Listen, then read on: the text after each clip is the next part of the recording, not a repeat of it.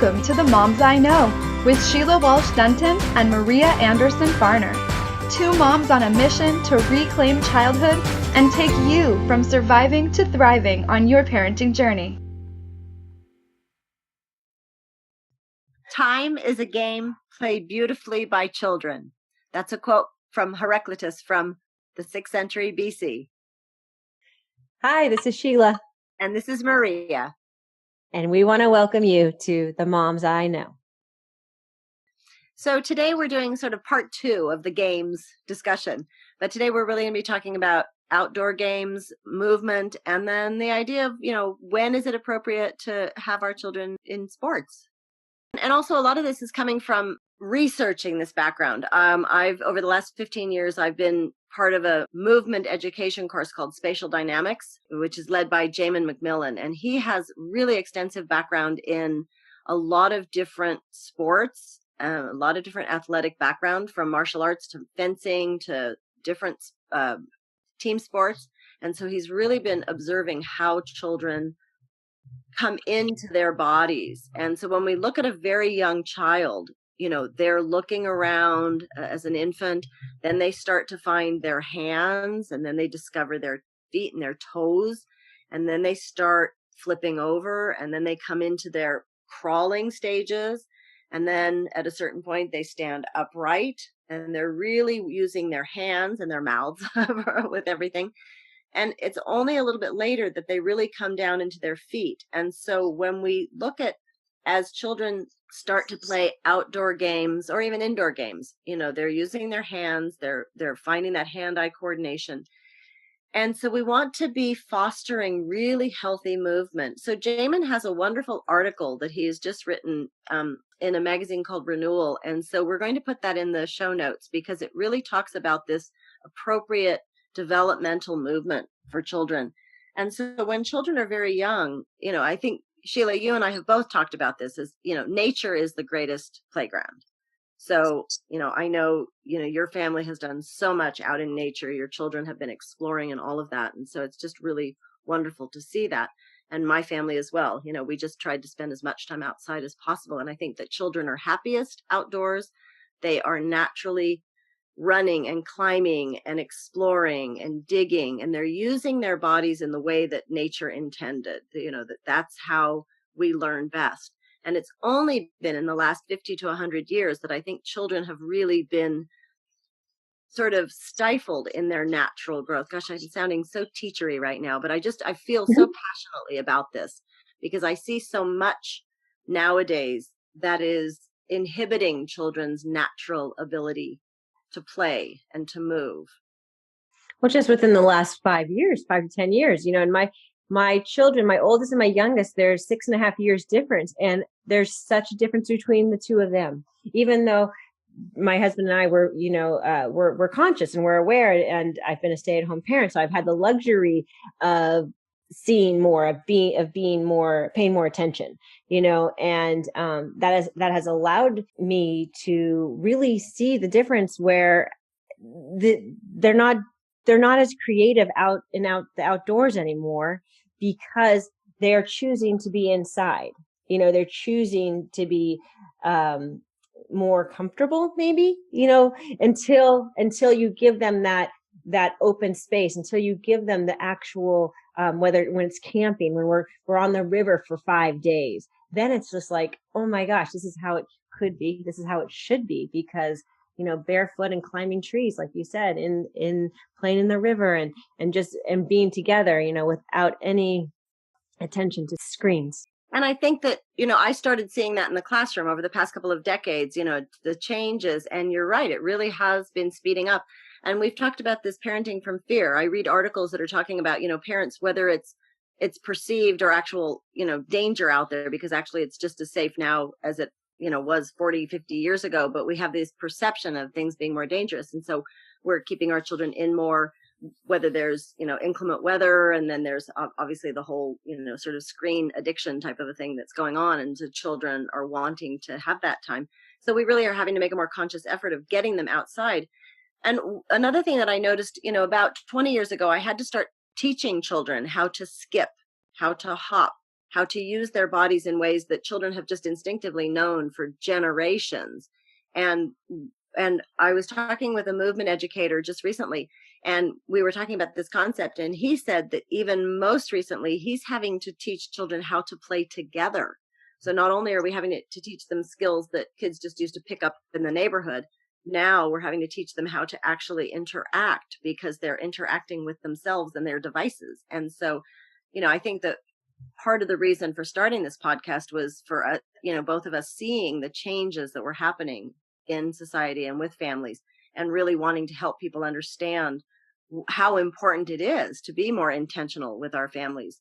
That, it used to just be that nature was out there and families were together and people played and told stories, and that's just what they did. And now the pace of life, the stress of life has really changed. And so this whole idea of what is healthy movement, what are healthy outside games. And so this article that Jamin has written really addresses that. So I really encourage all of our listeners to check out Jamin's article in our show notes. And then, go ahead. Well, one thing that you brought to my attention, and I never knew about this. I really, I went through all of my education and never heard about this. And my children were a little bit older. They were in school with you, but the midline. Can you tell us a little bit about the midline? Because once learning about the midline, that it really makes sense, and how the movement helps the brain. Right. So our body, it's integrating our movement. And so we have our right brain and our left brain. And then we do these different movements. And as a child learns to crawl, crawling is one of the greatest things a child can do, because as they're alternating those hands and legs, their patterning is really helping their brain develop. And then as they start getting older and they're doing things like sweeping with a broom, where they're crossing, if you draw a line down the middle of the body, they're crossing over that midline. Things like swimming and rock climbing, horseback riding. There's so many different activities where children have to sort of integrate their bodies across the midline, rowing, those types of things. And I would say many, many, many children nowadays have challenges with that, because they haven't dropped sort of their infant reflexes as they're growing up. And, of course, by doing appropriate movement, by having tummy time when they're an infant, by crawling a lot, by going up and down levels, whether it's stairs or whether it's objects, and going in and out of things, working with the different sort of planes. We have, vertical planes, horizontal planes. And so we're working across those areas of space. And as we do that, we're integrating our senses. And so many children nowadays are not moving in ways that we have been over millennia. And so they're not integrating the right brain and the left brain the same. And so we're seeing a lot more learning challenges. We're seeing a lot more occupational challenges. And so, occupational therapists now, they're being needed much more with children. Yes, so many of my students need occupational therapists, that was, not unheard of when we were growing up. Because we were playing games like hopscotch, we were jumping rope, we were skipping, we were sweeping in our houses, we were climbing on rocks, we were climbing on trees. And so many of these things just dropped away. And then, of course, there's probably a lot of other challenges nowadays with environmental stresses and with spending more time in cars and inside. And so as a child is developing, they're learning to do these things. And so then they start climbing more, playing in water. They're really coming into their bodies. And so when we start working with very young children, we want to encourage things where they're playing more with their hands first. So they're playing with objects. So if they're out in nature, they're really interacting with the things that are there, the boulders, the tree stumps, they're balancing, they're jumping, they're walking along logs. So they're doing things that children have done forever. And that helps to integrate our bodies. And then we can start introducing some other types of things. Right. And other games that we can bring outside that are before the organized sports that we're going to get to. And that's why there is a natural progression. I'm seeing there's an upswing of nature schools, and I just in our area, but forest school, I believe it's across the country, but that's a new thing of just like realizing the importance of the natural world and getting children outdoor. And because I do believe, and I think it was you who said this, and we've talked about the outward bound sort of thing. I'm kind of jumping up, but that nature, especially for adolescents, is that great platform to come into yourself, with the risk and the danger and all these things, that testosterone, you have influx of testosterone and everything, that's what you can come up against, instead of some of the other behavior that if you were indoors and video games and stuff like that, like you have it naturally in the outdoors. Riskier behaviors that teenagers engage in, sure, if we're coming up against nature, we're really having to use our senses, our wits, and all of that. Birth to 3 is the most pivotal time for our bodies to be developing. So we really need to look at, just what is simple is the floor. When a child is very young, they need a blanket on the floor or just the floor. Then as they start to crawl up and down and over and through and in and out, and so they're starting to discover those levels. They're starting to discover gravity. We can do things like playing, jump rope is wonderful, hopscotch, skipping, running, hula hooping, simple ball games where they're catching and just throwing things, sack races. Think of all these old-fashioned things. I mean, basically, if your great-great-grandparents were doing it, it was probably a wholesome, fun activity. And I think of, obviously water play, mud play, all those kinds of things. They're learning so much about all of that. Yeah, my children, I think all of them have had kind of an old-fashioned birthday party where we've done the sack races, 3-legged races. Those things are the fun games that's really what, if you can have some friends come over and do that, and even just being outside, but being on the bikes, being on the scooters, being on, those sorts of things, roller skates. Oh my gosh, roller skates. I interviewed my mom recently, and she was like the roller skate queen of her neighborhood in San Francisco. So fun. And, we don't do as much of that nowadays. And talk about balance and coordination. Simple games for young children, things like Mother May I, Duck, Duck, Goose. I would Red Rover. Right. I would introduce these games to the children, and the older ones would kind of sometimes roll their eyes a little bit. But then once we started playing, they loved them. And the younger ones, of course, asked for them over and over and over again. And so there's a book called Games Children Play by Kim Brooking-Payne. Wonderful, really wholesome games. And it talks about, indoor and outdoor, talks about really fun games for young children, and then appropriate games for as they get a little bit older. We had one, seasonal games. There's a great book that has, well, I think actually that's in Games Children Play, but like different times of the year. So there was one around Halloween called The Ghost Queen. And then there were more springtime ones where there was the little lambs. And so you can really get fun and engaging with the children. There's also a beautiful book by Anna Rainville about, singing games and circle games and all these kinds of things. Children really naturally gravitate to those when they're very young. Yeah, and one thing that we didn't bring up in the indoor games, but it's an indoor-outdoor, is dance, family dance party. That's one thing that's always been on my list. Now, I probably one of the best birthday gifts I gave my 5-year-old daughter at the time was a disco ball.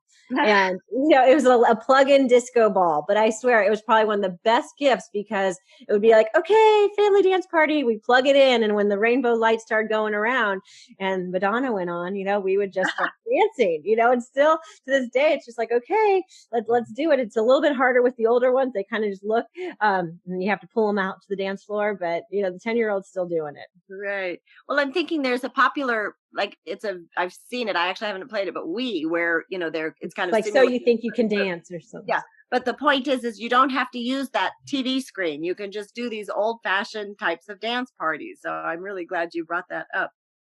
Well, another thing that is kind of, some of these sports are not as conventional, but like fencing, for example, really, really good skill. My children grew up doing archery, really liking archery, and that came from that classic literature. We were reading Robin Hood. We were kind of doing more, with our hands, what are we doing here? And so archery became kind of a normal thing, where we actually have hay bales in our backyard, and they were they were shooting the hay bales, the target on the hay bales. Archery, the javelin, those are wonderful, wonderful things for children from about 5th grade on. Yeah. And with really, and, very structured with adult supervision. But there is something about that, the target practice. And when we can do this in ways that are appropriate, we're allowing our children to do these things that are a little edgy, a little risk filled, but we're doing it with parameters, with safety features built in. And yet they're getting out that, I think human beings have that innate drive to hit a target, and so we find ways to do that inappropriate. Well, throwing knives, we got our son throwing knives, I think probably in 6th grade, and it's kind of, yes, he does have a knife collection. He's made his own knives with with the blacksmith, and he has done that, and so that's just something that he was passionate about. Right. And he probably won't need to experiment with things that are outside of the law because he's been allowed that kind of thing. Been allowed that. Yeah. And that's another discussion for sure. Exactly. Yeah. It's just, because we've been paying attention and just giving him that natural consequence. Right. And then when it comes to sports, here's this big question. Okay. So I love the title of Jamin's article is called Play Games and Sports in Childhood, the Right Thing at the Right Time.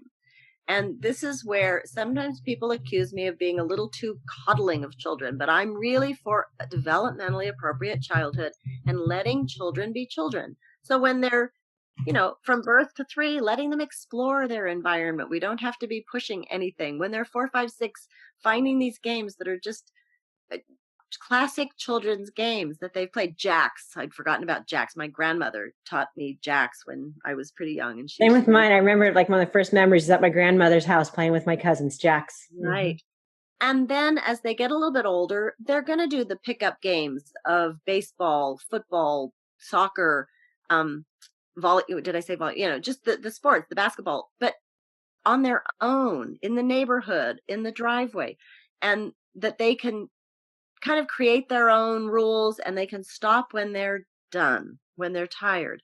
So that's that kind of early elementary years. And there's actually studies that are showing that as children are getting to high school, they're not trying out for sports as much as they used to. And we can really look at this early push for, if our children show a slight inclination in soccer, for example, and then we decide that we're going to put them in the soccer camp or this or that. A lot of these skills are too repetitive for developing bodies. And so we really have to look at what is the goal here. Well, I think the goal sometimes, I think it's daycare.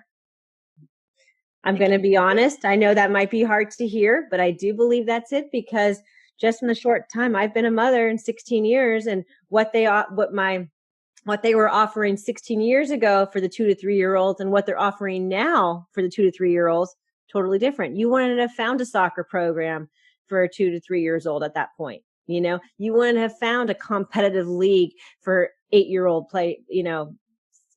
playing soccer. There was one. Okay. Now every club has a competitive soccer team, at age 8.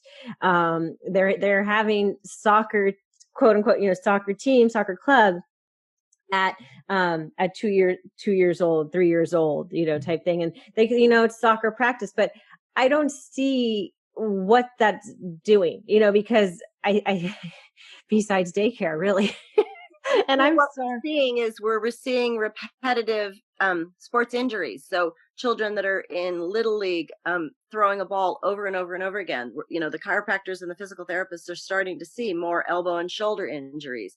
With soccer, we're seeing more head injuries, unfortunately. Yeah. With, early football, of course, we're seeing these things. And so I think there's a lot more information about safety, concussions, all of these types of things. But I'm really coming from this developmentally appropriate place where, children in the elementary school years should just be playing games for fun. And as they get older, I know parents sometimes feel like if their children aren't playing when they're very young, they're not going to have that competitive edge. But the reality is that if they're playing these from a very young age, a lot of times by the time they get to high school, they don't want to play anymore. And also the high schools now, they're not having a wide range of sports for everybody. And so a lot of times I think these young people are saying, well, why should I even try out? They're only going to pick 14 to 16, or however many players for that team. And so I really am an advocate for a lot of different types of sports. We were talking about that as well. This idea that, we want our children to be versed in a lot of different activities. Your children have taken so many different classes just for fun. Yeah, and they've done competitive sports the whole way through. I was saying, like with my first son, he was in swim lessons at 4 months old. We both, my husband and I, are competitive swimmers. He's going to be in swim lessons. Our third child, she didn't have swim lessons until she was 6. It's like you start different things with what you know. And I would say, like, my big piece of advice is to wait as long as you can. And a lot of times these coaches, they don't know what they're doing. Like, you don't need, when you're under 10, kids don't really need to stretch. They just need to play. Their bodies are naturally limber and everything. They don't need to waste doing that. They're not athletes yet. You know what I'm saying? Like they just want to play. They just want to have fun. So I say, if you have a 2 or 3 year old, you are a soccer player, get them out there and just play soccer. Get a few of your mama friends, papa friends together and kick the ball around. It doesn't necessarily need to be a team per se. It doesn't need to you don't need to give it so much form. You know what I'm saying? And same with the swimming, and same with the soccer and the volleyball. I mean, we're seeing club sports coming down into like 3rd grade. And I just think that takes away a lot of the openness to find other sports. I was talking with my sister yesterday, and she has an 8th grader playing basketball. And this was one thing that really got my husband and I upset, is seeing coaches coach athletes, kids in 6th, 7th, 8th grade, and they already have a starting team, and they're letting these players play for 2 minutes, even though they've been to every practice, and they've been, it's just like, what is that creating? What is that doing to that child? That's, like you said, you're seeing less participation in high school sports because they got squashed, and when they were in junior high and they had a coach who was focused on winning, instead of being play. And I said, I know I interchanged athletes there in the 8th grade because I feel like the coaches, that's what they're wanting. Yeah. And I know there's wonderful coaches out there, and we're not anti-sports at all. Both of my children played sports as well, but I waited till they really were asking for it. And we let their bodies develop much more naturally. And then we let them choose several different sports. So they were testing out different games. They were testing out different muscles. They were really having the chance to integrate their bodies into different things. And then, of course, there's so many things. You mentioned fencing. We're talking about circus arts is an amazing thing. There's so much with aerial arts. I know your daughter took the aerial arts, and I love that. And so when we look at more creative types of things, team types of sports, more individual sports, just trying all of these different things when they get to the middle school years, the high school years, when we want them to be using their bodies and being in the team sports and having fabulous coaches who are helping them learn some really great life skills. There's also been some really interesting athletes, professional athletes in the news lately, or collegiate athletes in the news lately, talking about how it was too competitive when they were doing things when they were younger, and then they got burned out, and then they chose a different sport, or they chose a different way, a different path. And so, again, we're inviting you to deepen your intention around this. What is the goal here? Do you want your child to be a professional athlete, or do you want them to be a well-rounded, healthy individual? And if they are going to be a professional athlete, that's fabulous.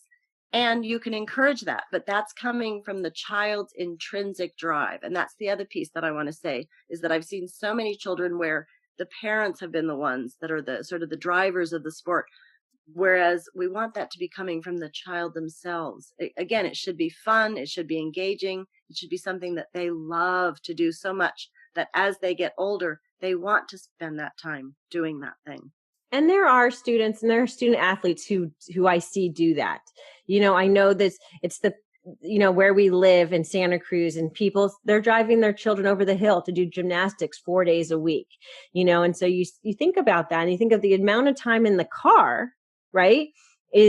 per week is like, what would they be doing with that time otherwise? Would they be outside playing? Would they be outside, being outside instead of in a car on their phone, etc.? But if that is that young person's passion in life as they get to be a teenager, and a parent can support that, that's wonderful. Mm-hmm. And looking at the trade-offs again, and so, yeah, it's really just, again, an invitation to deepen your thinking about these types of things and to be looking at what is, as Jamin says, the right thing at the right time, and helping our children be introduced to a wide range. I mean, there's so many incredible opportunities nowadays, whether, it's in athletics or in dance or art or music or any of these things. And so, of course, we want our children to have access to these things and exposure to these things, but we don't have to do it all at once, all at the same time. I know that's kind of the quote came to mind, is it's like, you can have it all, but just not all at the same time. Like we said,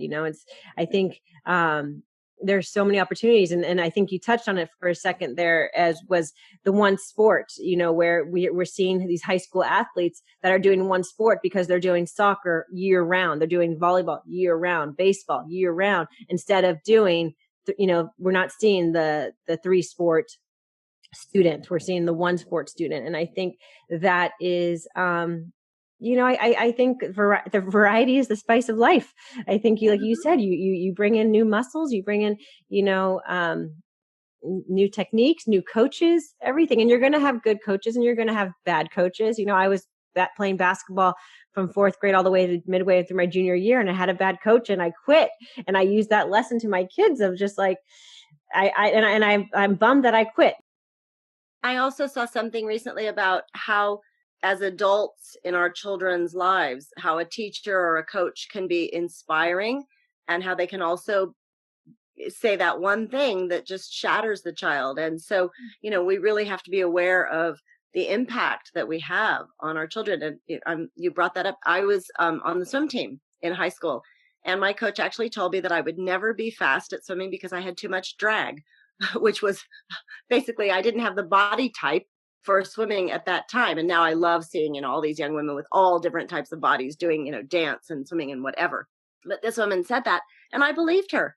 And so I didn't try as hard as I could have. I mean, I know I could have persevered, and I know now that I could have overcome any drag that my body might have been providing. So, just this idea that we want to make sure we're inspiring our children to use their bodies in ways that are, I love, even now at this stage, I'm skiing, I'm hiking, I'm trying out new sports. I do yoga, and there's an aerial arts class here in town, and I actually want to try that out. And so, we want our children to experience all of these things. And so it's an exciting possibility. And so we don't want to limit that at all. Yeah, exactly. I mean, that's why my daughter, it's the first year that her high school had a girls wrestling team. Never had tried wrestling, but said she wanted to try it, and she was successful. It's the same thing. Like that's what I wanted. Like, I'm so glad that we've created this, like jumping off point. Like, yeah, try that. You're strong in your body. Just try something new. And I'm thinking back to what I said earlier about starting sports at 2 years, 3 years old, and I just feel like it's management. And why would you? I don't know. I just think it's challenging for both sides. I don't know. I'm not a fan of that. I'm thinking of, there was a little girl, my daughter at a certain age in elementary school, she was just dying to do softball. So, she just was begging and begging. So we let her try it for one season, and she was totally into it. But I remember there were a couple little girls that were just out in the outfield, and they were just picking flowers. That's what they wanted to be doing, and so I laugh at just, we really. That was me. I tried softball one season. I remember the coach said, "You throw like a girl." And I never played again, And now that's a new saying, Right. Yeah, thank you. That's right. Girls can do anything. I think back also to the PE curriculum. When I look back on my education, and when we were small children, we were doing the appropriate games at the appropriate ages. Kindergarten was like these little circle games, and then they started, moving up. And then in high school, I loved the fact that we did field hockey, we did gymnastics, we did swimming, we did football, soccer. We tried all kinds of different things. And nowadays, I think PE curriculums, they're not as broad, they're not as well rounded. And so we want to encourage our children to try these different things and to just explore and have fun and be inspiring instead of limiting. Well, my daughter's in PE and right now, and it's pretty uninspiring. I hate to say that. Just with her experience, it's just, you just have kids that are doing it, and then you have kids that are not doing it. And there's, the PE classes are like they were when we were younger, where it's the one teacher with almost 100 students, or, I mean, I don't want to say 100, but significant more than the average classroom, right? You have that teacher there, and it's just, it's a management. And it's hard. It's really, really hard. Because physical education should be, I mean, especially with young children, I look at elementary school right now, movement should be primary. Right. That should be like, but they're taking it away. I mean, at my son's high school, he's a charter school. He hasn't had PE in 6 years. Oh my goodness. Yeah, I know. And I never really figured out the exact like loophole or the exact law, but it's a charter school. So I know there are some differences there that they're, they don't have to. Right. And so, again, that's limiting, because there are those kids that are doing sports after school, but then there are the ones that aren't. And so, again, we just want to look at really wholesome, healthy, developmentally appropriate movement. And, I mean, our bodies are so miraculous. And I just am so in awe of the things that we can do as human beings, and really watching beautiful movement, watching beautiful sports. I mean, I can really appreciate an amazing football play, or watching the basketball players on the court and the skill that's there. And then something, I love the Winter Olympics and all the different sports that are there. And my son was just telling me recently that I guess a woman has, the marksmanship, the men and the women, it's equal footing there in that. And so it's just fun to just see all the different realms that we can test out our abilities as human beings. You got to move it. You got to use it. You got to, as we age as well, it's just like we have to keep being physical. And I really believe that, our body's wisdom, it wants us to be active. It wants us to move. So we have to start the patterns, the routines, what it feels like to move in your body. We have to show our little kids this, and as they go through grade school into high school into their 20s, so that they're not sedentary. It was interesting. As we're talking here, it's kind of funny, going to bed last night. We're in Santa Cruz and we have a rather big homeless population. It was just interesting. But what if like you were to take a segment of the homeless population and get them active? Mm-hmm. What if we were to like say, okay, let's run around the parking lot, run around the left, type thing. Like, what would happen? And I kind of like to think that like some things in the brain are going to connect, right? There's going to be some motivation going on that really might inspire some people to move and to move up. You might have something new going on here, but there's actually studies about exercise in the brain. There's a wonderful book. Oh gosh, I'm not going to remember the name, but I think the author's name is Wendy Suzuki, and she's a brain researcher, and she really in her 40s changed the way she was looking at exercise. And amazing brain research there about when we move our bodies, when we're exercising, it really is affecting the brain as well. And then when I took a course at UC Berkeley years and years ago with a woman named Marian Diamond, wonderful, incredible brain researcher. And she always said, use it or lose it. And so, whether it's the brain, the body, all of that. And so exercise is key. So there's so many ways that we can look at this, but really you're pointing out the importance of movement, of exercise, of games and sports. And so we've covered a broad range today with all of this, but it's really fun to see the places that we go and the topics that come up. So we hope we've inspired some of you to really get outside with your children, whether they're very young or whether they're in their teen years, and look at all the different ways that you can be inspiring and be inspired together. Yeah, I think I like what you just said. I know we're closing down right now, but to be inspiring. If you move your body, your children will see you move your body, and that's what's key. Right. And to have fun with it. Exactly. All right. All right. We'll see you next time on The Moms I Know. Take care.